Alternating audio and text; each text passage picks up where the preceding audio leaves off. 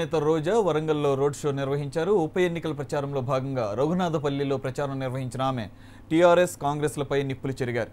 ఎన్నికలకు ముందు ఇచ్చిన హామీలను నెరవేర్చకుండా ప్రజలను మోసం చేశారని మండిపడ్డారు. అందుకే ఈ ఎన్నికల్లో తమ పార్టీ నేతలను గెలిపించాలన్నారు ఆమె.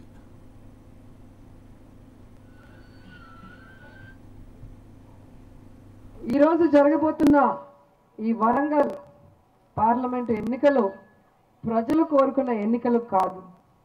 ఇది కొంతమంది స్వార్థ రాజకీయాల కోసం ఈరోజు తీసుకొచ్చిన ఎన్నికలు అన్న విషయం కూడా మీ అందరూ గమనించాల్సిన విషయం. ఎందుకంటే ఈరోజు తెలంగాణ ఏర్పడిన తర్వాత మేము అధికారంలోకి వస్తే ఒక దళితుడిని ముఖ్యమంత్రిని చేస్తాను, ఆయనకి కాపలాగా నేను ఉంటాను అన్న వాళ్ళు ఈరోజు అధికారం రాగానే మాట మార్చి గద్దెనెక్కారు. రాజయ్యను ఉప ముఖ్యమంత్రిగా చూపించి చేతులు దులిపేసుకున్న పెద్దలు ఈరోజు వాళ్ళ తప్పుల్ని అతని మీద వేసి అర్ధరాత్రిలో అతన్ని ఉప ముఖ్యమంత్రిగా మంత్రిగా తీసి పక్కన పడేశారు. అంటే దళితుడే కదా మన ఏం చేస్తాడన్న ధైర్యంతో ఆయన చేసిన విధానం ఈరోజు దళితుల ఆత్మాభిమానం దెబ్బతినే విధంగా ఉంది అనడంలో ఎటువంటి సందేహం లేదు.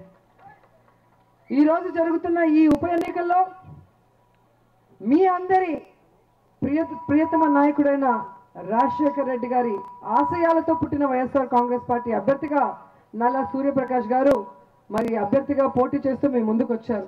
ఈరోజు ఆయన విజయాన్ని ఆకాంక్షిస్తూ మేము ప్రచారానికి రావడం చాలా సంతోషంగా భావిస్తున్నాం.